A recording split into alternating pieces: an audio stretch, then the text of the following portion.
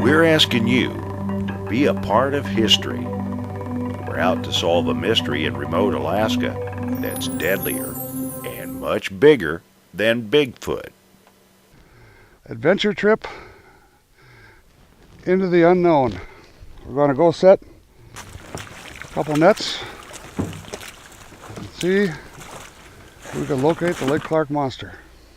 I got 250-foot nets. I'll put anchors on each end. We'll set them at 10, 20 feet of water. Sure. And then we're just going to sit on them. And if we get something in the net, we're just going to play it by ear. You know, the chase is on. And too many stories, too many incidents over the last 200 years for not to be something in here big. This is truly the biggest wildlife mystery in North America. It's a colony of giant fish blamed on the deaths of many Athabascan native villagers over the last 200 years.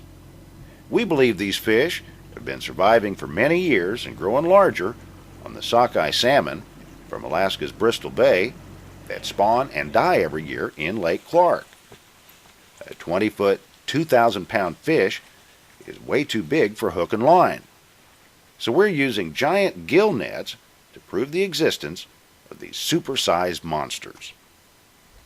2014 will be our 6th year of our attempt to catch the Lake Clark monster.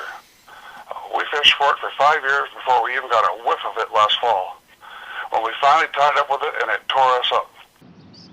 Today we're at Kearney Smith Stadium at Pittsburgh State University in southeast Kansas.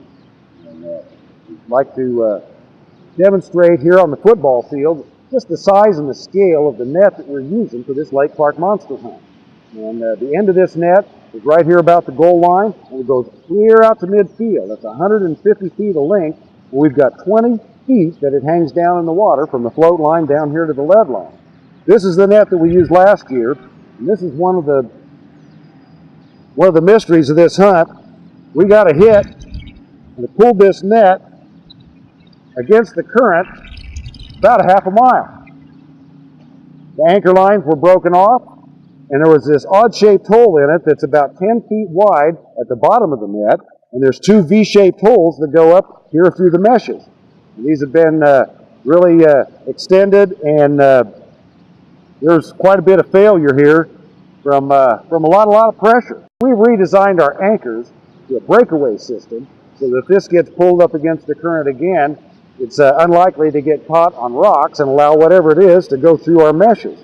We've had new nets designed that have double the strength and double the number of meshes here. It's the same scale and everything.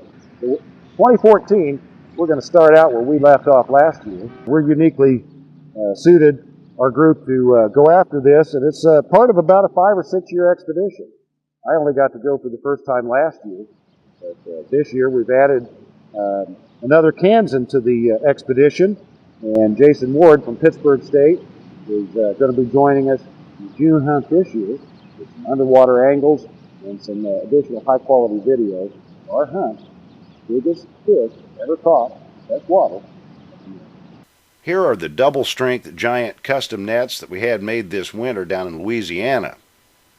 We want to set them again on this summer's expedition and catch the biggest freshwater fish in North America. We think they're a colony of giant white sturgeon, prehistoric-looking fish.